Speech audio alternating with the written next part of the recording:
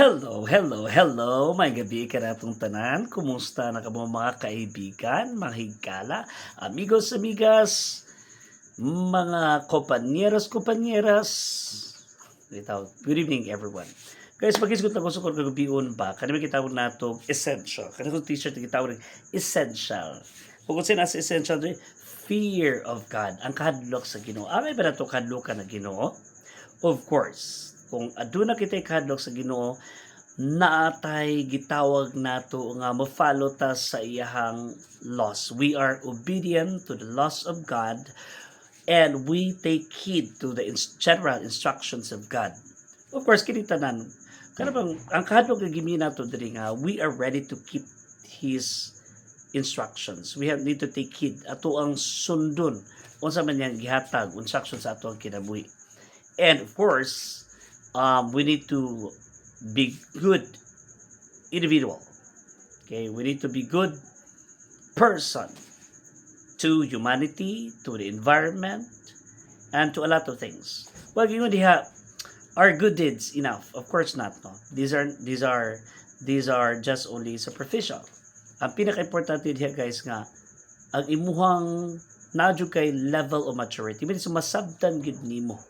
And it can only be understood well once we listen to the message through your pastors or your spiritual leaders. At the same time, you also read the scriptures because it is where the foundation, the love of God, the immeasurable love of God is laid down. It's in there in the verse. No, it's in there in the Bible. Okay? So, mabasa po ta diha. Then, once we have already understood, but before we read the scriptures, we have to ask God first. We have to seek God's approval. Pangayat is approval nga. Tagaan ta niya gitawag nato of wisdom, understanding, because the books are really huge and there are many books and it's so hard for you to comprehend all at once or immediately. But you can do it by asking God's help. Mga ito sa ginuog tabang pasabtong tadi. Okay? So eventually, once you take heed, once you well understood His words, that these things that He wants to convey to all of us, then eventually we will also be able to follow His command.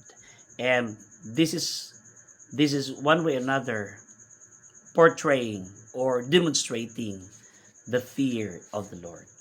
Because at that time once you have already digested everything, the message of God, then eventually you can be a productive person wherever you are. You can be a leader, you can be a manager. And when you talk about leader, they inspire a lot. And manager manages resources and time, so on and so forth. So, makita diha sa imong kagalingon, no? Makita sa kagalingon. We are not perfect individuals. We are also subject to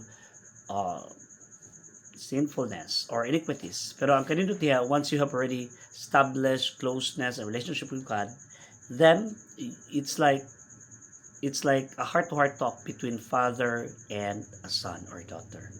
Every time in the day, we always ask God's blessings and God's forgiveness for all the transgressions atong nabuhat sa atong kinabuhi.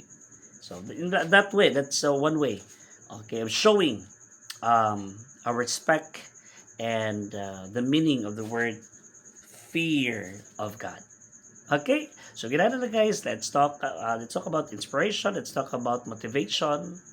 Good evening, and be inspired because God loves you so much.